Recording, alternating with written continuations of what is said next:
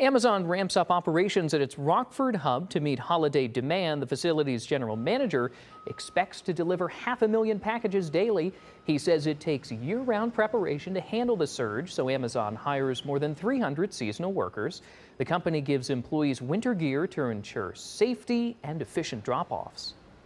A lot of it's focusing on routing, making sure that one, we have the best connectivity and the most efficient connectivity that allows us to increase speed. And it also helps us provide mitigation strategies when things don't go right with weather that you can't always plan for. So it's about making sure that we take those steps in advance so that when it comes to this time of year, we know the plan and we can nail the plan as a team.